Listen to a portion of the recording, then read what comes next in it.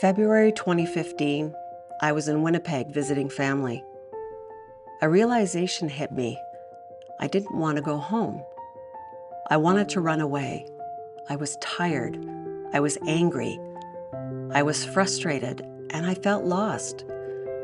I changed my flight several times using the excuse that I needed more time with my parents. After the third delay, my husband knew something was up.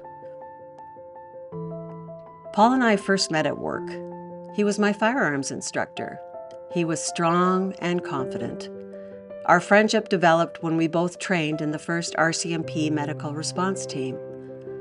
Paul saw me for me, and we could literally talk about anything. I confided in him about the cracks forming in my marriage. When my marriage fell apart, Paul was there. He held me so tight that he put the broken pieces back together. By this time, Paul was divorced and I fell hard. We decided to start a life together, a blended family based on true friendship, trust, and love. And in 1999, we got married, and even our children took part in the vows. Despite our family's bond growing stronger, there were insidious cracks starting to present themselves.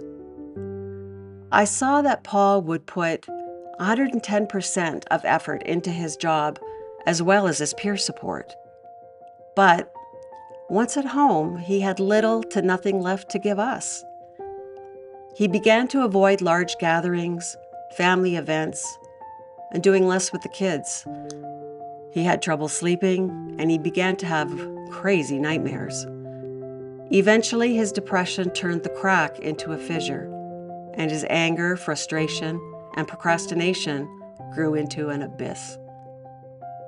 As our children got older, I felt more and more like the entire family responsibilities were falling onto me.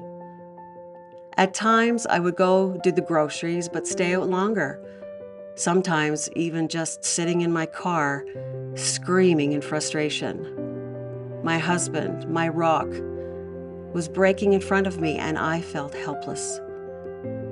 In 2012, Paul was officially diagnosed with complex PTSD, severe hypervigilance, and depression. Months later, I contracted shingles, which led to nerve damage and eventually post-shingles Ramsay-Hunt, deemed permanent. I was now facing a medical discharge. So there I was, not wanting to go home, thinking my world was falling apart. 3 kids had left home. I had a husband with PTSD and forced into retirement I didn't want. Was I going to spend the rest of my days looking after Paul, as well as an adult with special needs? I got in the rental car and I drove to a lookout by the river. This wasn't like my first marriage. I loved Paul. I loved my kids. I am stronger than this. Why is this so hard? Staring at that patch of river, I felt something shift inside of me. Paul was going to therapy, but what was I doing? Maybe it was me who needed to change. I eventually went home, and we became a therapy family, all of us.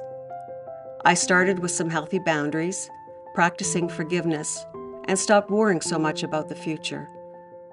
I began to be good to myself and was slowly able to tap back into my creative side. I became a yoga instructor. I wrote and published 2 children's books, and I'm even working on a 3rd. I feel like I can breathe again.